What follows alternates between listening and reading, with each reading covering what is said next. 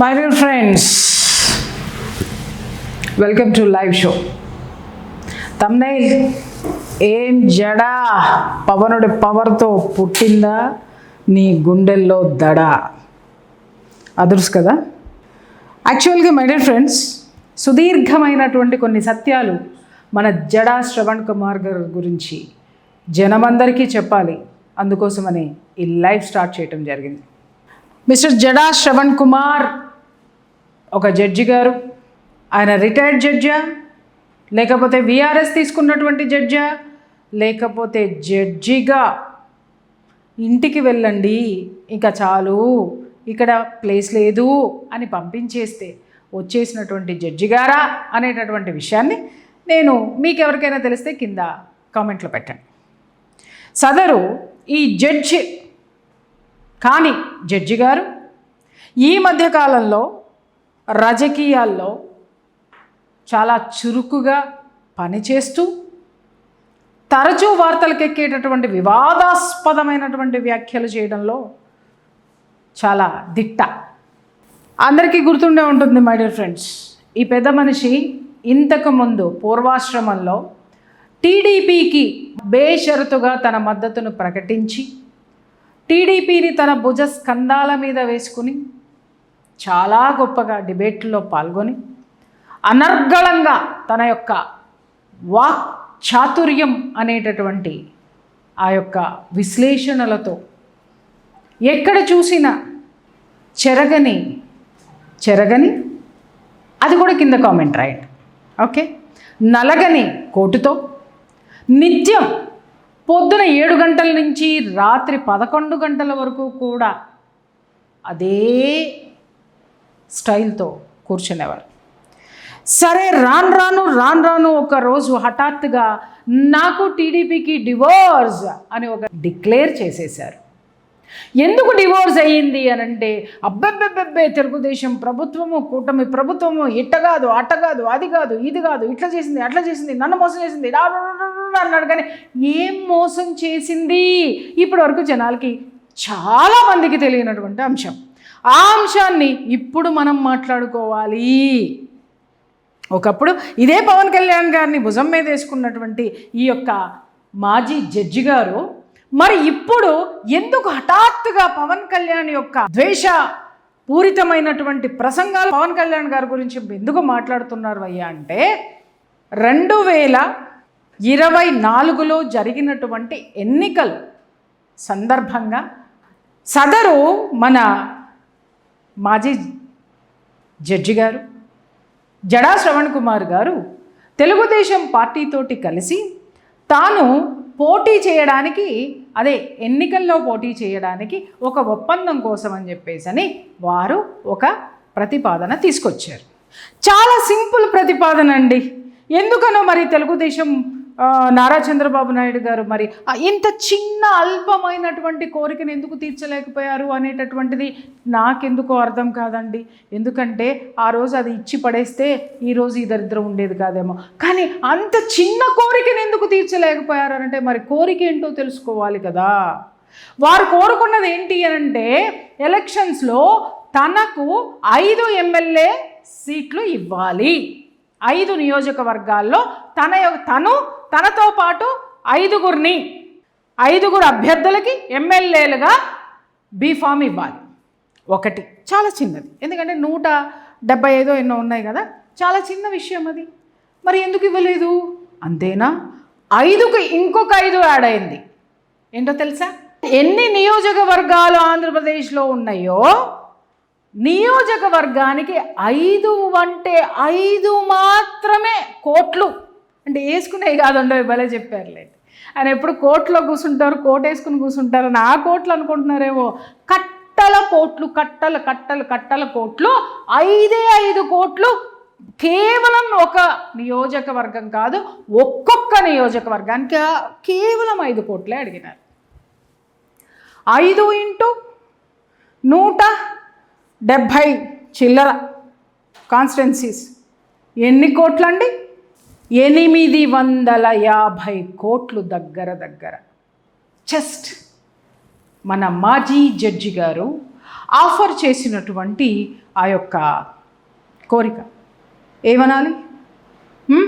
వెంటనే చంద్రబాబు నాయుడు గారు లెఫ్ట్ లెగ్తో తన్ని పాదలవా అని చెప్పి దిగ్విజయంగా 11 మాత్రమే పక్కవాడికి వదిలేసి మిగిలిన వాటన్నిటినీ విజయదుందుభి మోగించి పవనుడి హవా తోడైతే అగ్ని ప్రజ్వలించినట్టు తెలుగుదేశము అఖండ విజయంతో గెలిచేసరికి జడగారి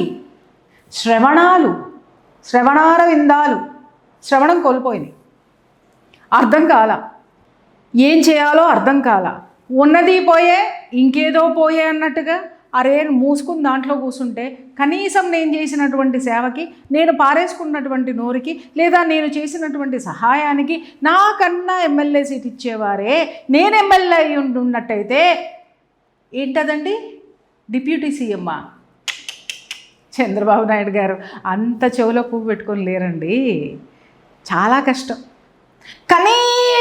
కనీసము ఆయన ఏదో ఒక దానికి చైర్మన్గా కార్పొరేషన్ కన్నా చేసి ఉండేవాళ్ళు, ఒక హోదా అనేటటువంటిది వచ్చేది అని పాపం వాపోయి లోపల అది భరించలేక దాన్ని విషపూరితంగా మార్చేసుకుని లోపల ఆమ్లాలన్నీ వికటించి ఆమ్లాలు ఎక్కువ ప్రొడ్యూస్ అయిపోయి అవి విషంగా చంద్రబాబు నాయుడు గారి మీద, తెలుగుదేశం మీద, కూటమి ప్రభుత్వం మీద, పవన్ కళ్యాణ్ గారి మీద విషపు జ్వాలలై బయటికి ఎగుసుకుంటూ వచ్చాయి. అదే సందర్భంలో ఎవరికైనా ఒక ప్లాట్ఫామ్ కావాలి. మన ప్రశ్నారావణ్కి మన ప్రకాశం దొరికినట్టుగా మన జడా శ్రవణ్ గారికి ఎవరు దొరికారు అంటే, ఎవరు దొరికారో కింద కామెంట్లో మీరే రాయండి. ఓకే, ఆ దొరికినప్పుడు సదరు ఆ నాయకుడి దగ్గరికి వెళ్ళి మన మాజీ జడ్జి గారు అదే జడా శ్రవణ్ గారు ఒక ఒప్పందానికి వచ్చారండోయ్. ఏమని అంటే, సార్ మీరెంత చెప్తే అంత సింపుల్ సార్. ఇప్పుడు సుప్రీంకోర్టు జడ్జిమెంట్ ఒకటి వచ్చింది, దళితులు మతం మారితే, క్రైస్తవ మతం కానీ ఇతర ఏ మతంలోకి మారినా కూడా, అంటే హిందూ మతాలు తప్ప మిగిలిన ఏ మతాల్లోకి మారినా కూడా రిజర్వేషన్ కోల్పోతారు, అవి వర్తించవు అనేటటువంటి ఒక పెద్ద బండరాయి ఏదైతే వేసిందో అదిగో మన పాకెట్లో ఉన్నటువంటి ఓటర్స్ మొత్తం వీళ్ళే. కాబట్టి మనం అక్కడి నుంచి దళితుల్ని మాయమాటలు చెప్పి మన మతంలోకి మార్చుకుని ఏమార్చి వాళ్ళని బానిసలుగా ఇక్కడే పెట్టి ఓటర్లుగా మాత్రమే వాడుకుంటున్నాం. ఇప్పటికీ మనము కూడా వాళ్ళని దళితులుగానే గుర్తించున్నాం. వాళ్ళ బతుకులను మనం ఏమాత్రం మార్చలేదు, ఏమార్చాము. కాబట్టి మళ్ళీ మనం ఓట్లు దండుకోవాలి అనంటే ఈ యొక్క దళిత క్రిస్టియన్ అనేటటువంటి పదాన్ని తెర మీదకి తీసుకొచ్చి, అది ఎలాగో మీరు చంద్రబాబు నాయుడు గారు దాన్ని అసెంబ్లీలో బిల్లు పాస్ చేసి తర్వాత దాన్ని కేంద్ర ప్రభుత్వం అనుమతికి పంపించారు. కాబట్టి దాన్ని ఇంకొంచెం అగ్గిరాజేసి నేను దాన్ని ప్రజ్వలింపచేస్తా, మండిస్తా. అప్పుడు రాష్ట్రమంతా అల్లకల్లోలం జరుగుతుంది. ఆ జరిగినటువంటి దాన్ని పెంచుకుంటూ పోదాము. పోయిన తరువాత అక్కడ ఏం చేద్దాము, అప్పుడు మీకు రాష్ట్రంలో జరుగుతున్నటువంటి రావణ కాష్ట చూసి జనాలందరూ వెక్స్ అయిపోతారు. వెక్స్ అయిపోయిన తర్వాత మిమ్మల్ని కోరుకుంటారు, మీరు ముఖ్యమంత్రి, నేను ఉప ముఖ్యమంత్రి అని జడగారు సిగ్గుపడుతూనో భయపడుతూనో గర్వంగానో ఒక మాట అక్కడ పెడారు. వెంటనే అక్కడి నుంచి ఆమోదయోగ్యం వచ్చేసింది. మన జడా శ్రవణ్ గారికి ఓకే గ్రాంటెడ్. DCM అంటే డిప్యూటీ సీఎం, నువ్వే ఎల్బా అన్నారు. సార్ మరి దళిత క్రిస్టియన్ సభ పెట్టాలి అనంటే మరి ఖర్చులో మా సజ్జ నిండా ఉన్నాయి కట్టలు, సజ్జలో నుంచి ఎత్తుకెళ్ళన్నాడు. అక్కడి నుంచి వచ్చే కట్టలు అది పెట్టుకొని దళిత క్రైస్తవ సభ అనేటటువంటిది మన ఈ మాజీ జడ్జి గారైనటువంటి ఈ జడా శ్రవణ్ గారు సదరు ఈ సభను పెట్టడం జరిగింది. ఇది దళిత క్రైస్తవ సమర శంఖారావం. ఆ దళిత క్రైస్తవ సభ పేరు సమర శంఖారావం. ఈ శంఖారావాన్ని పూరించాలి. ఏ శంఖారావాన్ని పూరించాలి? విషాన్ని నింపి ఆ విషాన్ని వెదజల్లడానికి ఈ స్టేజ్ని తీసుకున్నారు. అయితే నాకు కాదండో, జనాల్లో నుంచి వచ్చినవే నేను అడుగుతున్నాను. ఇక్కడ ఏంటి అని అంటే, ఇది ఏంటండి? దళిత క్రైస్తవ సమర శంఖారావం, అవునా అండి? ఇక్కడ నేను ఒక విషయం మాట్లాడతాను. ఏంటంటే, అసలు క్రిస్టియానిటీ అనేటటువంటి మతం ఏదైతే ఉందో ఆ మతంలో కులాలు లేవండి, ఉన్నదంతా ఒకటే మతము, ఇక్కడ అందరూ సమానమే అని చెప్పి ఒకానొకప్పుడు సమాజంలో ఉన్నటువంటి కొన్ని రుగ్మతలు ఏవైతే ఉన్నాయో, కొన్ని బలహీనుల యొక్క కష్టాలు ఏమైతే ఉన్నాయో వాటిల్ని క్యాష్ చేసుకొని ఈ క్రైస్తవంలోకి మార్చి, ఇక్కడ మీరు దళితులు గారు బీసీసీ కింద వస్తారు అని చెప్పి, బీసీల కిందకు వస్తారు, మీరు దళితులు కానే కారు అని క్రైస్తవుడైనటువంటి ప్రతి ఒక్కడు బీసీసీనే, అంటే మీరు కూడా ఒక ఉన్నతమైనటువంటి స్థానంలో ఉంటారు ఈ మతంలోకి వస్తే అని చెప్పి తీసుకొని వచ్చిన తర్వాత, ఈ దళిత అనేటటువంటి కార్డు ఎక్కడి నుంచి వచ్చింది అనేది జనం అడుగుతున్నారు. జడా శ్రవణ్ గారు. ఓకే, రెండో ప్రశ్న, మనకి ఇక్కడ కనిపించింది ఎవరయ్యా అంటే అంబేద్కర్ మహాశయ. నిజంగా అంబేద్కర్ గారు చాలా గొప్ప వ్యక్తి అండి. ఎందుకు అంబేద్కర్ గారు అంటే నాకు గౌరవం చెప్పమంటారా? దళితులు అని చెప్పి అణగదొక్కబడుతున్నారని విప్లవాత్మకమైనటువంటి విద్వేషాలను రెచ్చగొట్టి కమ్యూనిస్టులేమో దళితుల్ని కూడా ఉద్యమకారులుగా ఉంచి వాళ్ళ జీవితాల్ని ఎదగకుండా ఎలా చేశారో ఇప్పటికీ చరిత్ర ఉంది. అలాగే దళితులు మీరు ఇలా ఉండొద్దు, మా మతాల్లోకి వస్తే మీరంతా సమానమే అని చెప్పి మత మార్పిడి చేసి కూడా వాళ్ళని దళితులుగానే చూసేటటువంటి మతాల్లో అంబేద్కర్ గారు తను సమాజంలో ఒక చిన్న చూపుకి లోనైనా ఎవరైతే హిందువులైతే తను గొప్పవాడిగా ఎదగడానికి అంబేద్కర్, భీమ్రావ్ అంబేద్కర్ అనేటటువంటి ఒకానొక గొప్ప మనసున్నటువంటి ఉన్నత కులస్తుడు ఎవరైతే ఉన్నారో అలాంటి వాళ్ళ సాయంతో ఎక్కడ హిందువుల సాయంతో తను ఎదిగాడో ఆ హిందూ మతానికి అంబేద్కర్ గారు ఇచ్చినటువంటి రెస్పెక్ట్ ఈ ప్రపంచంలో ఎవరు ఇవ్వలేదు, ఇవ్వరు కూడానండి. వాస్తవం ఇది. ఆయన ఎక్కడా కూడా ఎప్పుడూ కూడా ఎప్పుడైనా సరే గమనించండి, ఆయన అగ్రకులాల్లో ఉన్నటువంటి ఆ యొక్క అహంభావాన్ని, అహంకారాన్ని, పెడధోరణుల్ని ఎదిరించాడు తప్ప ఎప్పుడూ కూడా వ్యక్తుల్ని ఎప్పుడూ కూడా ఆయన తప్పు పట్టలేదు. ఆ వ్యవస్థలో ఉన్నటువంటి లోపాలని, వ్యవస్థలో ఉన్నటువంటి అకృత్యాల్ని ఎదిరించినటువంటి మహానుభావుడు. కాబట్టి నేను ఎవరికీ చెందినవాడిని కాదు అని చెప్పి ఆయన ఇతర మతంలో వీళ్ళు ఏదైతే మాట్లాడుతున్నారో సనాతన ధర్మం అంటే ఇది, సనాతన ధర్మం అంటే అది, ఆ వెధవ ఒకటి కూసి ఇప్పుడు లోపలికి బెయిల్కి కూడా గతి లేకుండా లోపల ఉన్నాడే, ఇలాంటి వాళ్ళందరికీ కూడా తెలుసుకోవాల్సినటువంటి అంశం ఏది అనంటే, డాక్టర్ బిఆర్ అంబేద్కర్ గారు మతం మారలేదండి. ఆయన ఎప్పుడు కూడా ఒకటే మాట మాట్లాడాడు, ఏంటంటే హిందువులతో కలిసి ఉంటేనే మనం బాగుపడతాం. ఇది స్లోగన్, అంబేద్కర్ గారి స్లోగన్. మరి ఎందుకు చివరికి ఆయన్ని అందరూ వచ్చి అడిగారు, ఆయన చివరి దశలో మా మతంలో చేరండి, ముస్లిమ్స్ వెళ్ళారు, క్రిస్టియన్స్ వెళ్ళారు, మీరు రండి మా మతంలోకి రండి, మిమ్మల్ని నెత్తిన పెట్టుకుంటాం, లేదా మిమ్మల్ని పలానా చేస్తాం, ఆ స్థాయికి తెస్తాం, ఈ స్థాయికి తెస్తాం. చివరికి బంగ్లాదేశ్కి సంబంధించినటువంటి ఇష్యూలో కూడా ఆయన బంగ్లాదేశ్కి వెళ్ళి ఉప ప్రధానమంత్రి స్థాయి అక్కడ ఇస్తామన్నా కూడా అంబేద్కర్ వెళ్ళలేదండి. నేను ఈ దేశంలోనే ఉంటాను, ఈ దేశంలోనే ఉంటాను. మనం హిందువులతోటే కలిసి ఉంటేనే మన బతుకులు బాగుపడతాయి, మనం సుఖంగా ఉంటాము, ఈ దేశంలో ఉన్నటువంటి గొప్పతనం అది అని ఆయన పోలేదు. పదవుల కోసం పోలేదు. అందుకే ఆయన చివరి వరకు ఆయన రాజకీయ పదవుల్లోకి రాలేదు. కానీ ఎప్పుడైతే వీళ్ళందరూ అంబేద్కర్ మావాడు మావాడు మావాడు అని ఇదిగో ఈ విధంగా బొమ్మలేసుకొని తిరుగుతుంటే ఆయనకి ఒక ఆలోచన వచ్చింది. అరే, నేను హిందుత్వంలో ఉన్నటువంటి ఈ దుష్ట ఆచారాలు ఏవైతే ఉన్నాయో వాటిని మాత్రమే వ్యతిరేకిస్తున్నాను. కానీ ఈ హిందుత్వంలో ఏదైతే ఉందో ఆ హిందుత్వ వ్యతిరేకిని అని వీళ్ళు తీసుకుని రేపొద్దున నేను చనిపోతే నన్ను క్రిస్టియన్ అంటారా, ముస్లిం అంటారా, వేరే మతస్థులు ఓన్ చేసుకుంటారు నన్ను. ఎందుకంటే అప్పటికే చాలామంది దళితుల్ని క్రైస్తవ మతంలోకి తీసుకెళ్ళినటువంటి సందర్భం ఉంది.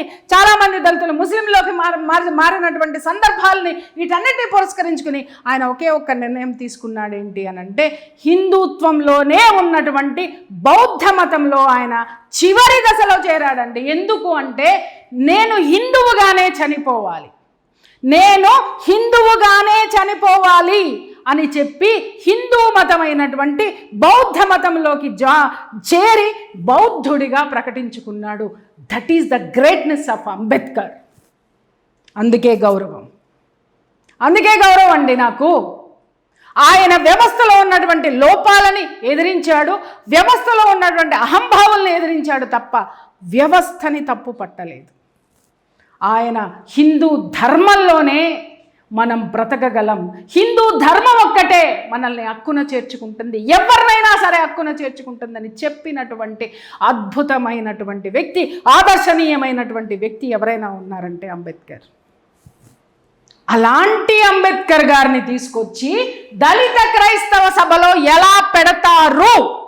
He is not a Christian mister Jada Shravan. క్రైస్తవ సభలో దళిత క్రైస్తవ సభ అని అంబేద్కర్ని ఓన్ చేసి ఎలాంటి పక్కదోవ పట్టిస్తున్నారు మీరు దళితుల్ని? మీ భావజాలాన్ని ఏటు తీసుకెళ్తున్నారు? రెండవది అద్భుతమైనటువంటి పాయింట్, నేను మీకు ఒక విషయం చెప్తాను. మన జడా శ్రవణ్ గారు కూడా క్రైస్తవుడు కాదు. ఆయన ఎవరు? హిందూ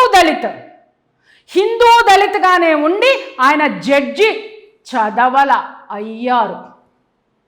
అందరికీ అర్థమైంది అనుకుంటాను. హిందువుగానే ఉండి, హిందువు దళితుడుగా ఉండి రిజర్వేషన్ కోటాలో ఆయన జడ్జిగా పదోన్నతిని పొందారు. He is not a Christian. మరి ఈ దళిత క్రైస్తవ సభకి ఇతను ఎలా లీడ్ చేశాడు అనేటటువంటిది ఒక్కసారి అంబేద్కర్ సోదరులను ప్రశ్నిస్తున్నాను నేను. ఏమి నమ్ముతున్నారు? మీ నాయకులు మిమ్మల్ని ఎటు తీసుకుపోతున్నారు? కేవలం ఒక అంబేద్కర్ గారి పేరు చెప్పి ఉన్నతమైనటువంటి వ్యక్తిత్వం ఉన్నటువంటి ఆయనంత గొప్పగా ఎదగమని చెప్పడం మానేసి ఇంకా మిమ్మల్ని ఏమారుస్తున్నది ఎవరో మీలోనే ఉన్నారు. మీలోనే మిమ్మల్ని ఏమార్చేటటువంటి ఇలాంటి దగుల్బాజీలు ఉన్నారు. ఆ సభలో ఇంకొక మనిషి ఎవరండి వచ్చింది? ప్రశ్న రావణ్. భయమెత్తుంది చాలా. గజ వణికిపోయినాం నిన్నటి వరకు. ఏసీ వస్తున్నా కూడా పేరు తలుచుకుంటే చెమటలు వస్తున్నాయి. ఏం చెప్పాలి భయ్యా, చెప్పు. చచ్చిపోయినారు జనాలందరూ. వణికి భయం పుట్టించాడు ఒకడు. ఆ భయానికే భయాన్ని చూపించాడు. ఈ విషయానికి వస్తే దిస్ ప్రశ్న రావణ్ అలియాస్ జోసెఫ్ ఎవరతను? అతనెవరు? హేతువాది, సెక్యులర్, ఫెమినిస్ట్, అభ్యుదయవాది.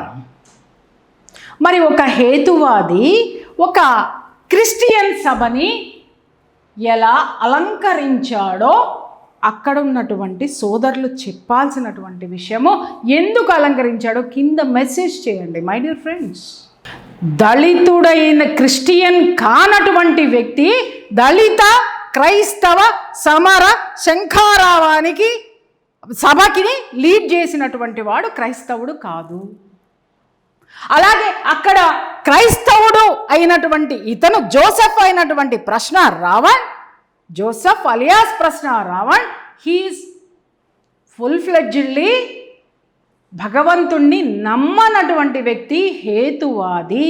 ఈ స్టేజ్ని ఎలా పంచుకున్నారు, ఎవరు ఎవరిని ఏం చేస్తున్నారు ఒక్కసారి ఆలోచించండి. విషయాలు తెలియాల్సినటువంటి అవసరం ఉంది. ఎవడో ఎక్కడో కూర్చొని ఒక బ్లాక్ రూమ్లో కూర్చొని ఒక స్పాట్ లైట్ వేసుకొని ఇష్టం వచ్చినట్టు రంకెలు వేసుకుంటూ ఎనుబోతు రంకెలు వేసినట్టు వేసుకుంటూ వెనక ఒక బ్యాక్గ్రౌండ్ మ్యూజిక్ పెట్టేసుకొని లాంగ్ షాట్లు, తర్వాత wide shot, tilt up, tilt down, spotlight shots ఇవన్నీ తీసుకొని బ్యాక్గ్రౌండ్ మ్యూజిక్ వేసుకున్న వాడిని తీసుకొని వచ్చి మీరు కూర్చోబెట్టి జేజేలు పలికితే చివరికి వాడెక్కడికి వెళ్ళాడో మీరు కూడా అదే తోవలో నడిపించే ప్రయత్నాలు కొన్ని దేశద్రోహ శక్తులు చేస్తున్నాయి. దయచేసి నేను చెప్తున్నాను, ఈరోజు ప్రశ్న రావణ్ గారి భార్య, ఆమె ఎలాంటి దయనీయమైన పరిస్థితుల్లో ఉంది. చిన్న పిల్లలు వాళ్ళు ఇద్దరు ఉన్నారండి అని మాట్లాడుతుంది. ఈ రోజు వరకు ప్రశ్న రావణ్ లోపలికి వెళ్ళనంత వరకు, ప్రశ్న రావణ్ మీద యూఏపీఏ కేసు అప్లై కానంత వరకు, అతన్ని రిమాండ్కి తీసుకోక ముందు వరకు కూడా ఇద్దరు పసిపిల్లలు నాకున్నారని ప్రశ్న రావణ్ ఆలోచించలా? ఇద్దరు పసిపిల్లలు ఉన్నారండి, నేనున్నానండి, మీరు ఇలాంటివి చెయ్యొద్దండి, చేస్తే ఏమవుతుందో అని చెప్పేసి ఒక్కరోజు భార్య భర్తని ప్రశ్నించాల? అడ్డగోలుగా నోరేసుకొని.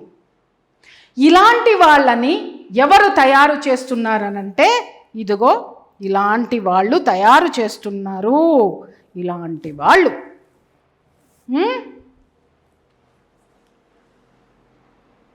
సభకి తీసుకొచ్చి పిలిచి అక్కడ ముచ్చటించుకోవాల్సినటువంటిది, సభ మీద చేయవలసినటువంటి ప్రసంగాల్లో ఉన్నటువంటి అంశాలు ఏమై ఉంటాయి? మై డియర్ ఫ్రెండ్స్ చెప్పండి. దళిత క్రైస్తవ సమర శంఖారావం, వాళ్ళకి సంబంధించినటువంటి హక్కులు, దళితుల జీవితాల్లో మార్పు లేదని ఒక లక్క పెడతా వాపోతా ఉంది.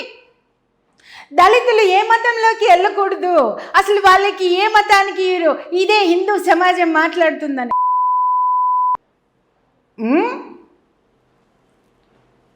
ఏం చేయాలా? అసమానతలు ఉన్నాయని కదే తల్లి మీరందరూ తీసుకుపోయి ఆడ చొప్పించినారు, అక్కడ పెట్టినారు కొంపటి. ఇక్కడ ఉన్నటువంటి దళితులందరినీ కూడా అన్యాయం అన్నారు, అణగదొక్కుతున్నారన్నారు, ఇంకేదో అన్నారు. మీ దరిద్రమైనటువంటి పైచాలి వాళ్ళ జనాలు చూసి ఒమ్ముతున్నారు ముఖం మీద. మీరు మాట్లాడేటటువంటి మాటలు, మీరు అబద్ధాలు ఎంత అద్భుతంగా ఫ్రేమ్ చేస్తారో ఇప్పటి వరకు పుస్తకాల్లో ఉన్నాయి, ఇప్పుడు వీడియోల రూపంలో వస్తున్నాయి, ఇప్పుడు జనం ఎడ్యుకేట్ అయ్యారు, ముఖం మీద ఊస్తున్నారు. దళితులు ఇక్కడ జీవితాలు బాగోట్లేదు, బాగు చెయ్యరు, ఇక్కడికి వస్తే బాగుపడతారు, ఎవరో ఏదో చేస్తారు, ఇక్కడ సమానత్వం ఉంది అని తీసుకెళ్ళి అబద్ధాలు చెప్పి దళితుడిని అతని బలహీనుణ్ణి చేసి అతని అస్తిత్వం మీద కొట్టి అతని అమాయకత్వాన్ని ఆసరాగా చేసుకొని మతం మార్చి మార్చినటువంటి కాదా మీరు? అక్కడికి వెళ్ళి దళితులు ఏ మతం మారకూడదు, వీరి జీవితాలు బాగలేదు. ఏం మాట్లాడుతున్నావు నువ్వు? బాగుపడతాయని కదా తీసుకెళ్ళినావు బిడ్డ నువ్వు. మరి అక్కడ కూడా బాగుపడనప్పుడు అదేదో మతాన్ని నా దేశము భరించాల్సిన అవసరం ఏంటి? అది ప్రశ్నిస్తున్నా నేను, ప్రశ్నిస్తున్నా. నా బిడ్డల్ని తీసుకొని వెళ్ళి, మా దళిత బిడ్డల్ని, మా సనాతన ధర్మంలో ఉన్నటువంటి దళిత బిడ్డల్ని తీసుకొని వెళ్ళి మార్చి వాళ్ళ అమాయకత్వాన్ని అదే విధంగా తీసుకెళ్ళి మత మార్పిళ్ళు చేసి, మత మార్పిళ్ళు చేసినటువంటి వాళ్ళందరినీ చూపించి మీరు సూట్ కేసులు మోసుకొని, సూట్ కేసులు తెచ్చుకొని మీరు బాగుపడుతూ, మీరు పదవులు అలంకరిస్తూ, ఇంకా మా దళిత బిడ్డల్ని అలాగే ఆ మతంలో అలాగే చేస్తున్నారు అంటే ఎవరిది ఆ తప్పు? ఎవరిది పాపం? మమ్మల్ని అనే హక్కు మీకెక్కడుంది?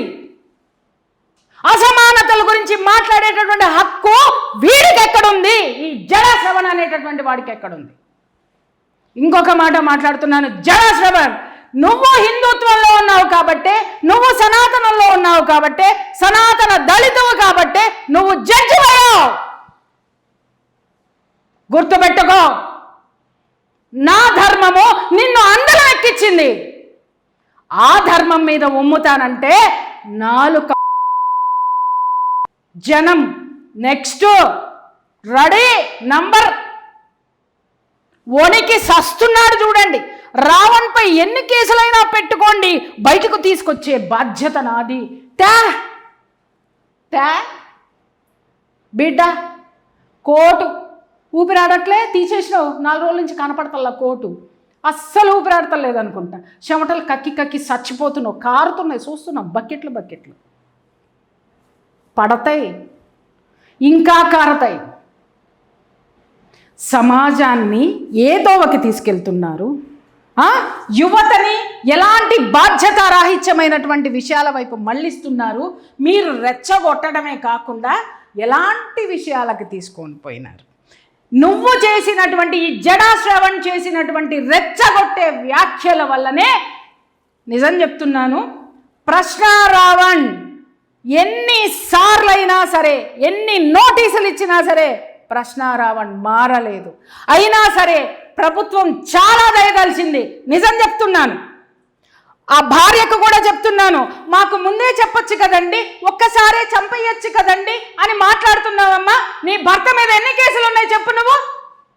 ఎన్ని కేసులు ఉన్నాయి? 26 కేసులు ఉన్నాయి. చాలా మంది మాట్లాడుతున్నారు, నోటీస్ ఇచ్చి తీసుకెళ్ళాలి కానీ అలా తీసుకెళ్తారేంటి? బాబా, 26 కేసులు, 26 కేసుల్లో నోటీసులే ఇస్తారు. పోలీస్ స్టేషన్ నుంచి 41A నోటీసులు. ఆ నోటీసులలో ఏముంటుంది?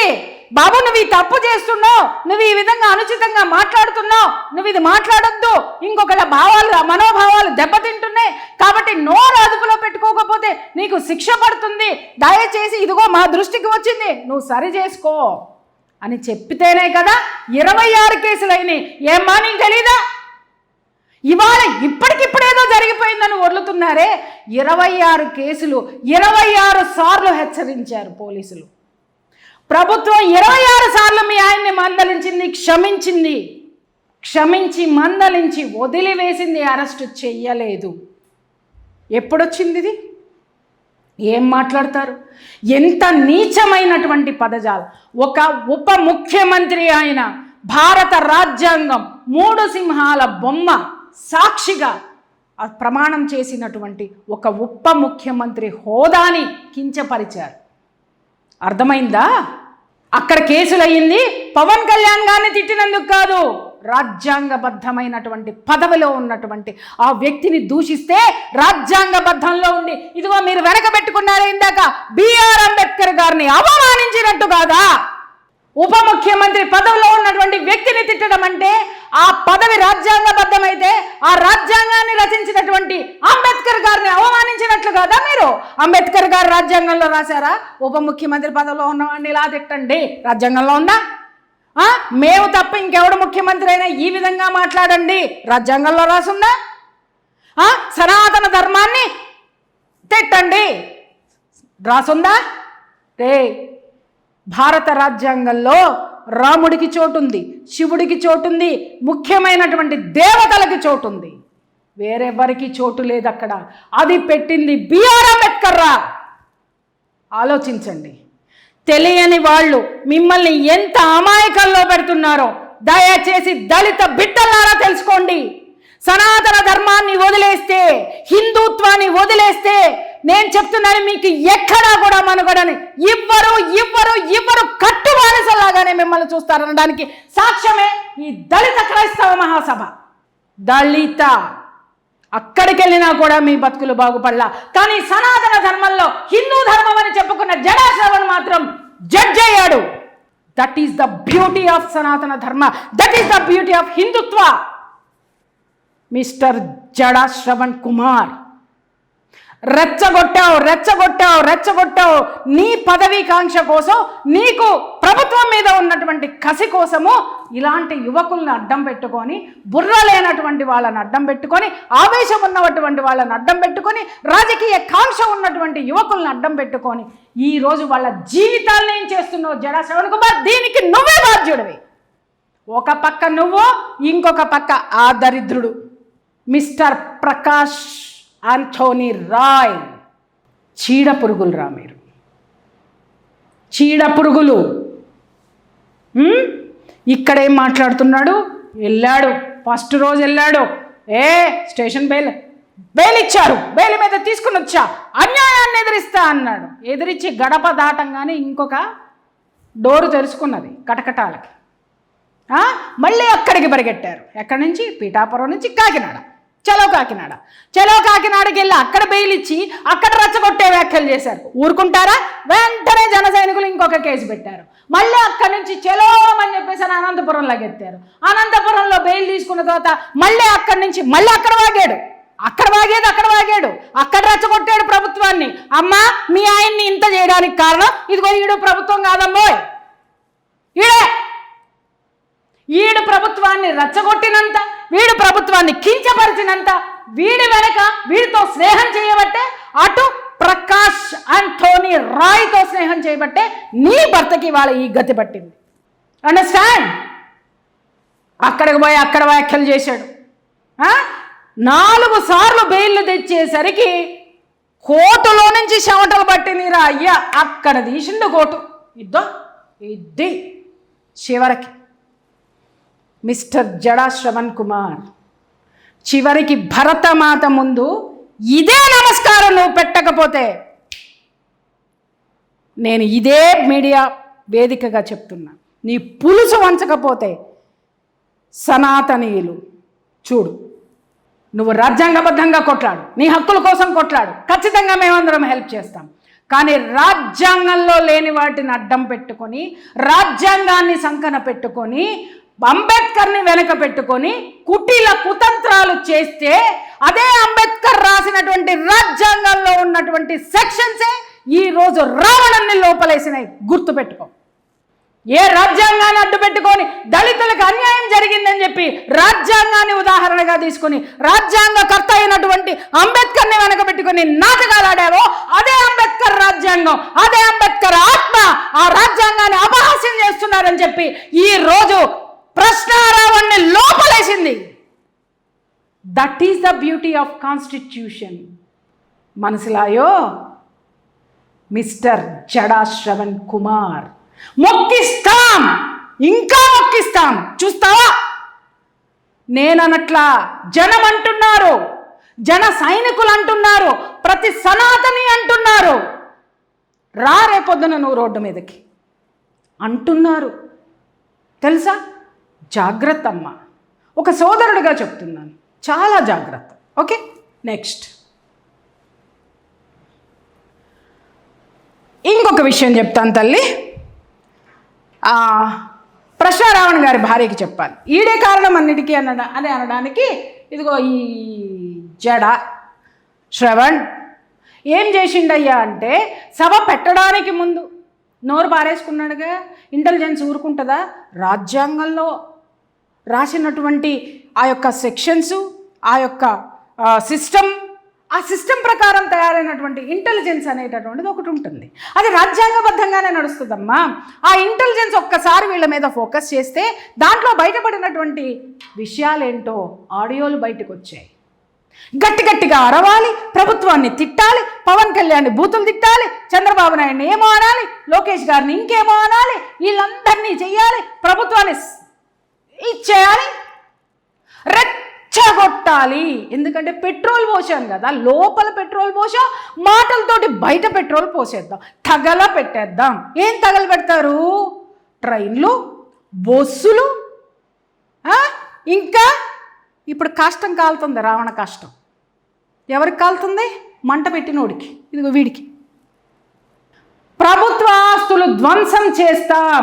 అమ్మా, ఇది కూడా రాజ్యాంగంలోనే ఉంది. ప్రభుత్వ ఆస్తులు ధ్వంసం చేస్తాం, ప్రభుత్వానికి వ్యతిరేకంగా ఉంటాం, ప్రభుత్వం మీద యుద్ధం ప్రకటిస్తామంటే రాజ్యాంగబద్ధంగానే తీసుకెళ్ళి లోపలేస్తారమ్మ.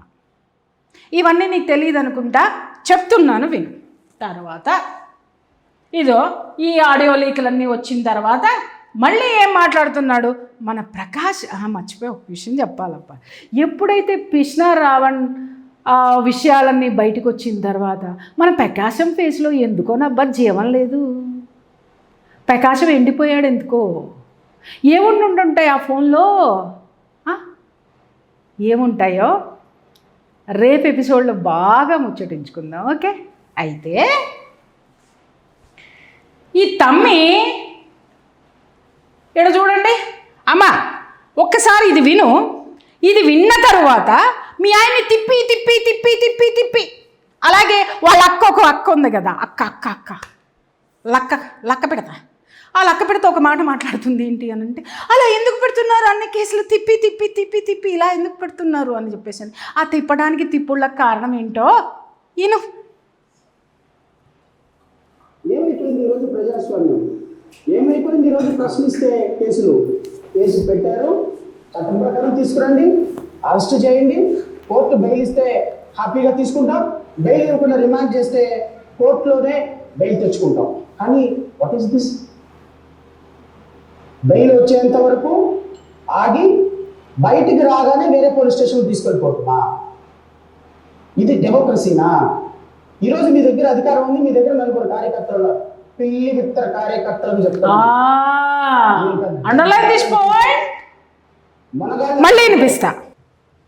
మనగాళ్ళు అనుకుంటే అధికారంలో ఉన్న పార్టీ, ఉప ముఖ్యమంత్రి పార్టీలో కార్యకర్తలుగా 90 సంవత్సరాల ముసలమ్మ కూడా కర్ర తీసుకుని వచ్చి కొడుతుంది.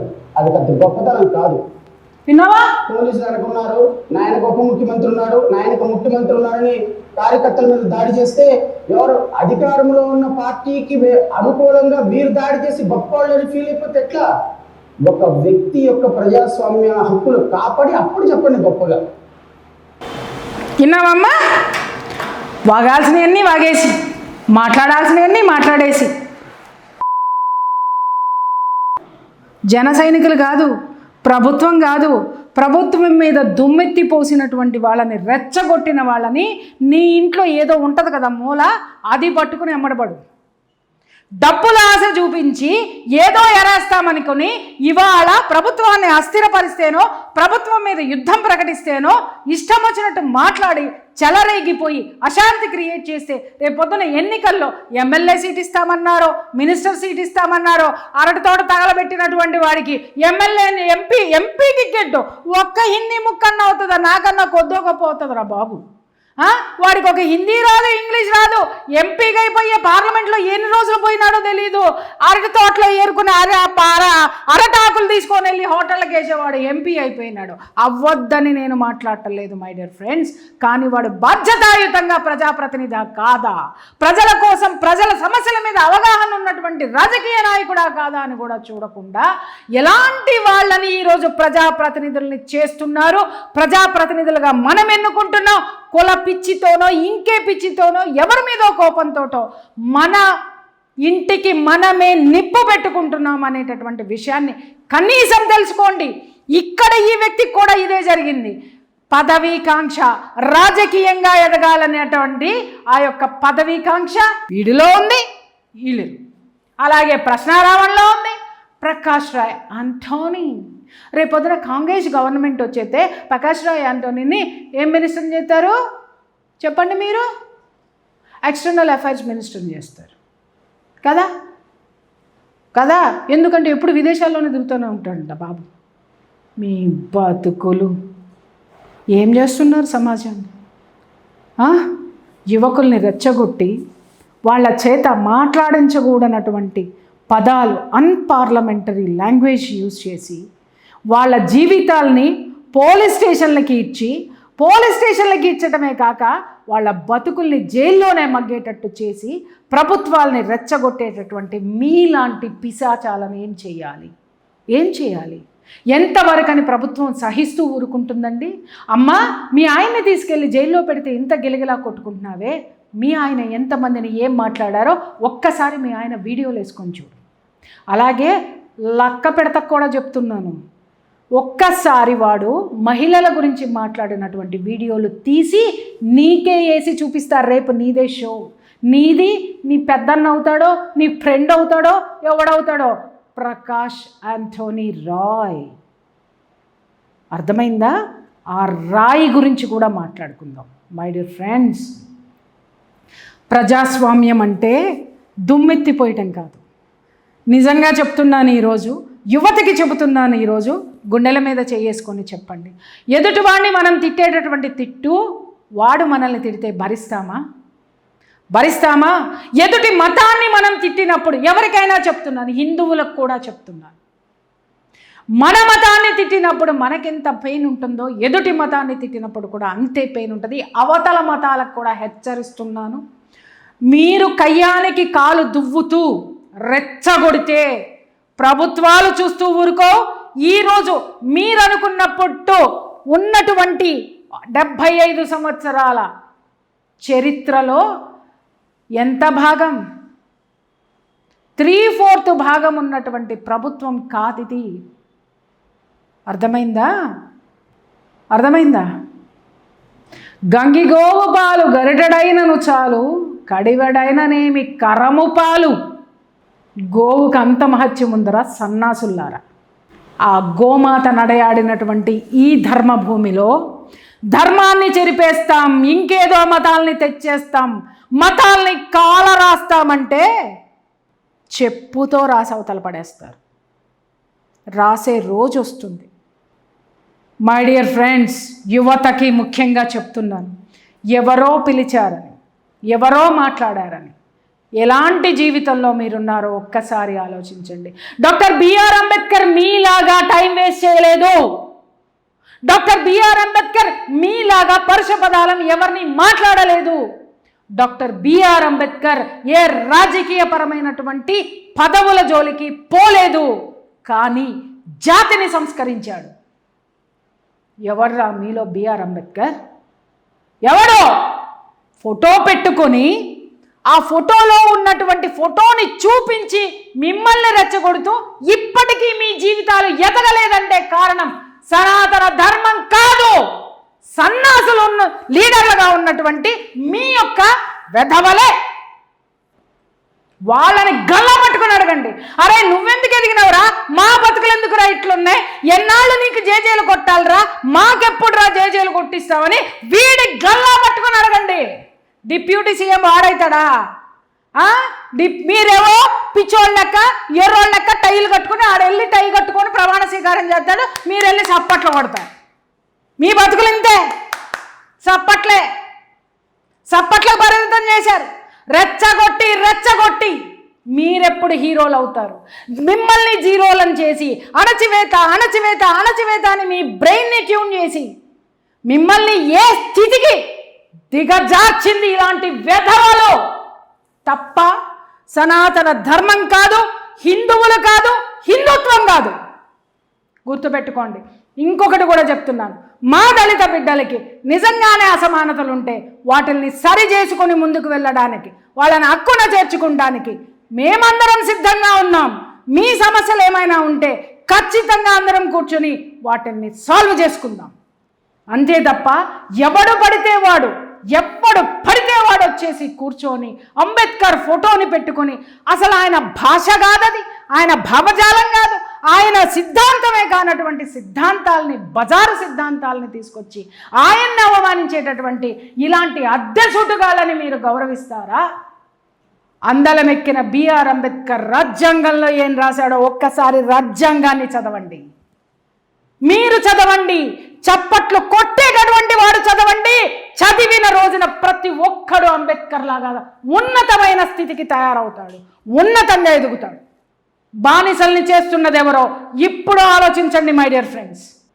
సంఘ విద్రోహ శక్తులుగా మిమ్మల్ని తయారు చేసి, మిమ్మల్ని బూచిగా చూపించి, ప్రభుత్వాలని భయపెట్టి అస్థిరపరిచి ఇలాంటి వాళ్ళు పబ్బం గడుపుకుంటున్నారు. మీ బతుకులు నిజంగానే బాగుపడితే గత ప్రభుత్వం ఎందుకు ఓడిపోయింది? చెప్పండి మై డియర్ ఫ్రెండ్స్, ఎందుకు ఓడిపోయింది? ఎవరి కోసం పాటుపడుతున్నారు? ఎవరి కోసం పాటుపడుతున్నారు? ఎక్కడైనా సరే బీజేపీ ప్రభుత్వం ఉన్న చోట ఒక్క క్రిస్టియన్నా బయటికి వచ్చి మాకు హింస జరుగుతుంది, మమ్మల్ని హింసిస్తున్నారు అని ఒక్క క్రిస్టియన్ అయినా చెప్పాడా? మమ్మల్ని అణగదొక్కుతున్నారు, మమ్మల్ని మతం మారమంటున్నారు, మమ్మల్ని ఇబ్బంది పెడుతున్నారని ఒక్క క్రైస్తవుడైనా, ఒక్క బీజేపీ రాష్ట్రంలోనైనా ఒక్కడైనా కంప్లైంట్ ఇచ్చాడా? ఎంత స్వేచ్ఛ ఉంది, ఎంత సెక్యూరిటీ ఉంది మీకు? అదే బీజేపీ లేనటువంటి రాష్ట్రాలు చూడండి, ఎప్పుడు చూసినా కూడా కొట్లాటలే, ఎప్పుడు చూసినా మత కలహాలే, ఎప్పుడు చూసినా కూడా విషం చల్లడమే. విషపు పురుగులు, లక్క పిడతలు మొత్తం నింపుకొని కూర్చున్నాయి విషాన్ని నిట్టనిలోగా. యువత ప్రగతి పదం వైపుకు నడిపించేటటువంటి నాయకుడు కావాలి. అభివృద్ధిని, తెలుగు రాష్ట్రాల్లో అభివృద్ధిని తీసుకొచ్చినటువంటి నాయకుడు ఎవరు? గుడ్డల మీద చేసుకొని చెప్పండి మీరంతా. ఏ ప్రభుత్వంలో అభివృద్ధి జరిగింది ఒక్కసారి చెప్పండి. అరే, ఊర్లో ఉన్నటువంటి రైతు కొడుకు అమెరికాలో ఈరోజు ఉన్నాడంటే ఆ ఘనత ఎవరిది? చంద్రబాబు నాయుడుది కాదా? కష్టపడి తీసుకొచ్చింది కాదా? యువత ముందుకు వెళ్ళాలంటే రాష్ట్రం అభివృద్ధి చెందాలి మై డియర్ ఫ్రెండ్స్. ఇప్పటి వరకు రాజధాని లేదు అక్కడ, రాజధాని కట్టనివ్వలేదు అక్కడ. ఎందుకో తెలుసా మీకు? రాజధాని కడితే యువకుల బ్రతుకులు బాగుపడతాయి.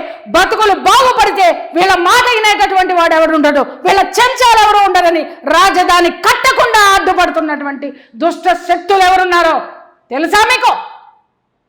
ప్రభుత్వంలో అవినీతి ఉన్నా, అసమానతలున్నా ఖచ్చితంగా చర్చించాలి. ప్రభుత్వాన్ని ప్రశ్నించకూడదని ఎవరు మాట్లాడం? ఖచ్చితంగా ప్రశ్నించాలి. ప్రశ్నించడంలో ఏ ప్రభుత్వమైనా నేనే ముందుంటా. ప్రశ్నించడం మానేసి ఏ ప్రశ్న వేస్తున్నావు? బూతులు మాట్లాడుతూ, ఒక మతాన్ని కించపరుస్తూ, స్త్రీలను కించపరుస్తూ, ఒక గ్రంథాలను కించపరుస్తూ, ఒకరిని అవమానిస్తూ, అరే ప్రభుత్వంలో అస్థిరతను తీసుకొచ్చేటటువంటి దాన్ని ప్రశ్నించడం అనేది నమ్మమని ఎవడ్రా నీకు చెప్పాడు? అరే ఎంత కాలం ఇలాంటి విధవల బానిసత్వంలో బ్రతుకుతారు? ఒక్కసారి ఆలోచించండి మీరు. అరే వీడు పారేసేటటువంటి బిచ్చ ఒక మందు బాటిల్, లేకపోతే ఒక బిర్యానీకి జీవితాలను అమ్మేసుకుంటారా, లేకపోతే బిఆర్ అంబేద్కర్ లాగా ఎదుగుతారో మీరే ఆలోచించుకోండి. భారత్ మాతాకి జై.